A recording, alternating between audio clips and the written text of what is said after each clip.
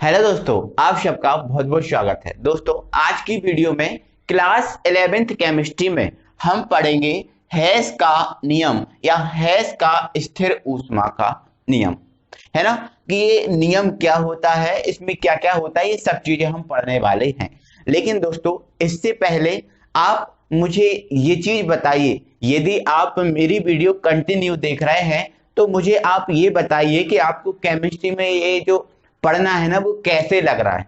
अच्छा लग रहा है ना, कि बोरिंग लग रहा है, कि क्या प्रॉब्लम जा रही है। अच्छा लग रहा है तो आप बताइए, है ना। और फिर कोई प्रॉब्लम है तो ये भी बताइए, है ना। क्योंकि आप ही के अनुसार मैं चलूंगा, जैसा आप बोलेंगे वैसा मैं करूंगा, है ना। तो जहां भी आप बोलें कि हाँ सर सुधार करना है, ये करना है, वो करना है, तो मुझे बताइए। कमेंट बॉक्स आपके लिए खुला है कमेंट करने के लिए, है ना। तो वहां पर हम सुधार करेंगे और आपको बहुत अच्छे से अच्छा मटेरियल प्रोवाइड करने की कोशिश करेंगे, है ना। तो दोस्तों, हम पढ़ते हैं इस नियम को, है ना। तो हमारा नियम है हेस का स्थिर ऊष्मा का नियम। देखो, नाम ही से ही समझ में आ रहा है दोस्तों, हेस महोदय ने इसको स्थिर ऊष्मा को बताया था कि जो स्थिर ऊष्मा होती है वो कैसे हो सकती है, क्या सब, है ना। तो सीधी सी बात है, ऊष्मा का नियम है, ये नियम हमें ऊष्मा के बारे में बताता है, ठीक है ना।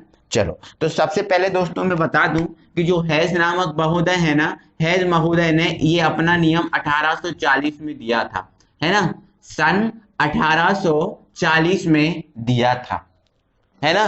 और सन 1840 में अपने नियम में उन्होंने कहा था कि कोई भी भौतिक परिवर्तन हो या कोई रासायनिक परिवर्तन हो, क्या बोला मैंने, चाहे कोई भौतिक परिवर्तन हो चाहे कोई रासायनिक परिवर्तन हो, किसी भी भौतिक और किसी भी रासायनिक परिवर्तन में जो एंथैल्पी होती है, मतलब एंथैल्पी क्या होती है, एक ऊर्जा ही होती है ना।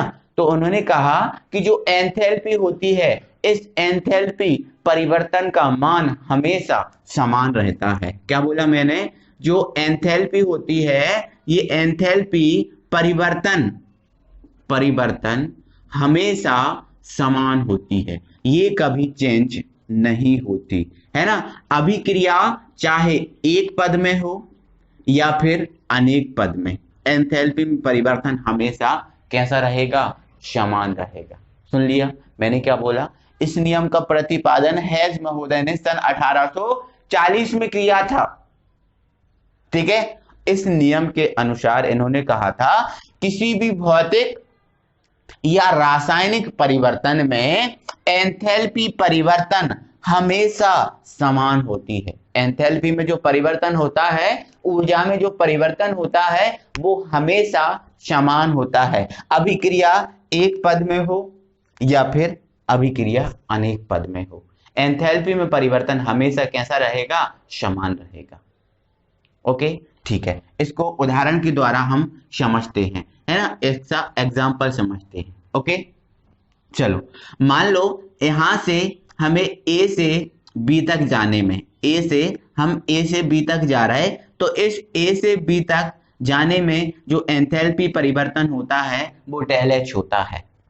ए से बी तक जाने में एंथैल्पी परिवर्तन क्या होता है, डेल एच होता है। तो ये जो एंथैल्पी परिवर्तन डेल एच का मान है, ये हमेशा समान रहेगा, चाहे आप ए से बी डायरेक्ट चले जाओ, चाहे आप ऐसा करो कि पहले आप ए से सी चले जाओ, ए से कहां चले जाओ, सी चले जाओ, और फिर सी से कहां चले जाओ, बी चले जाओ, है ना।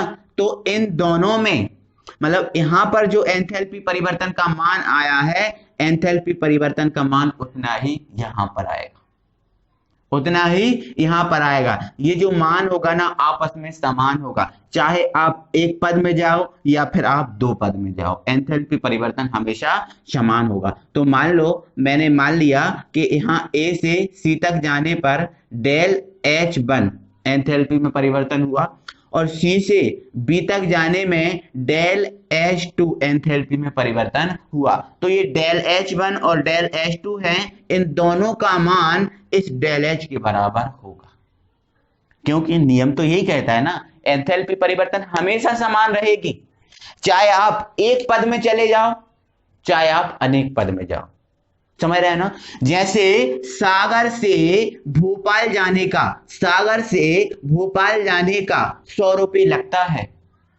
एग्जाम्पल के बता रहा हूं, सागर से भोपाल जाने का 100 रुपये लगता है, तो आप सागर से पहले राहतगढ़ आ जाओ और फिर भोपाल चले जाओ, या फिर सागर से डायरेक्ट भोपाल चले जाओ। आपके 100 रुपये लगते हैं तो 100 रुपये लगेंगे, है ना, क्योंकि सागर से राहतगढ़ के 50 रुपए और राहतगढ़ से भोपाल के 50 रुपए, तो टोटल जोड़ेंगे तो 100 रुपए तो होंगे।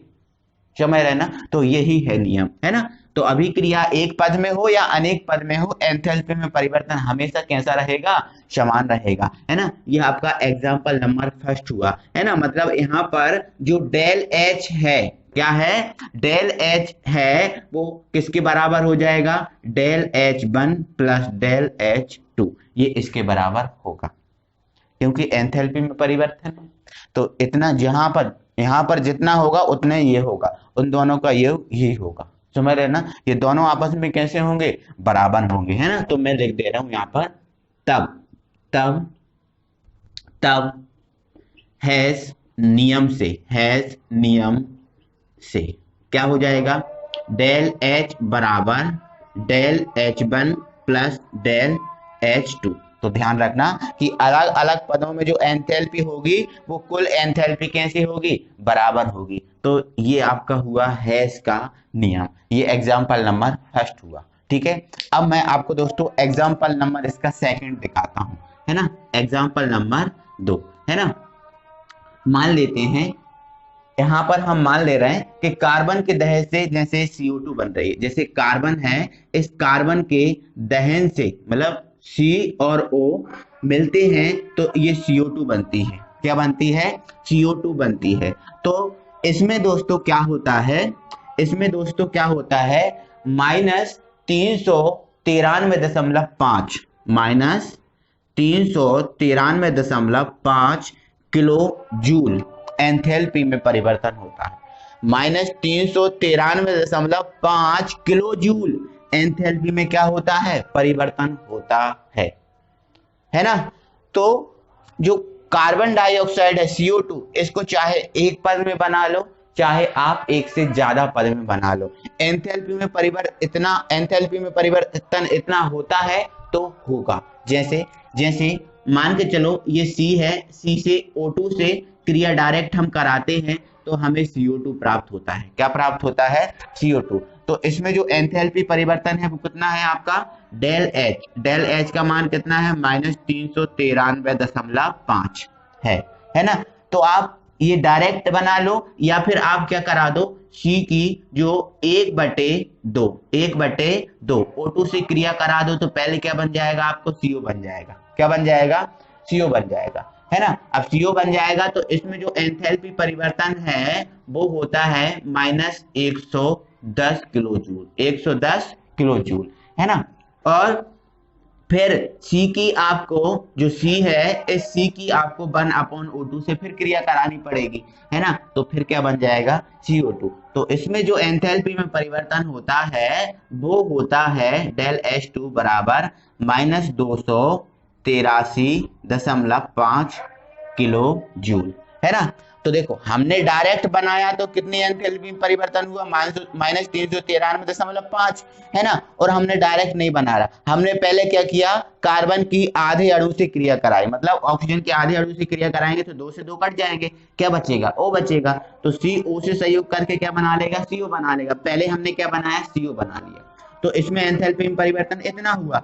फिर हमने CO की 1/2 O2 से क्रिया कराई, तो 2 से 2 कैंसिल होगा, तो CO में O जुड़ जाएगा, क्या बन जाएगा, CO2 बना। तो हमने इसमें 2 पद में बनाया, है ना। तो पहले इतनी एंथैल्पी हुआ और फिर एंथैल्पी में परिवर्तन इतना हुआ, है ना। और डायरेक्ट बनाया तो इतना हुआ। तो आप देखो डायरेक्ट में इतना हुआ और इसमें इतना हुआ, तो देखो इसको और इसको जोड़ दो, 110 को और -283.5 को जोड़ दो, तो आपका 393.5 ही आएगा ना।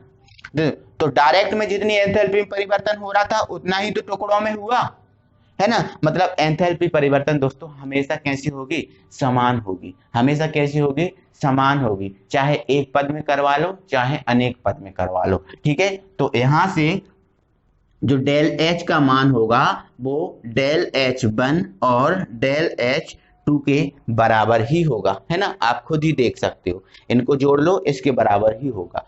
तो ये है दोस्तों आपका हेस का नियम। आई होप दोस्तों कि आपको ये समझ में आया होगा।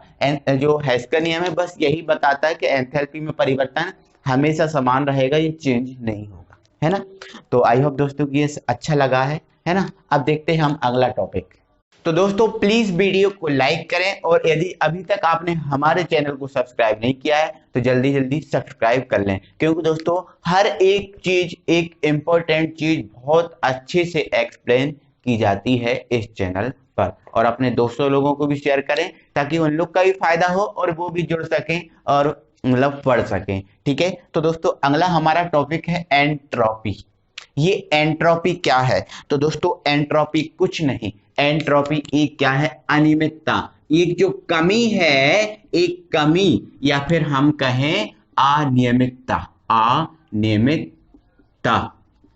तो जो अनियमितता या कमी या फिर हम इसको बोलते हैं यादृच्छिकता।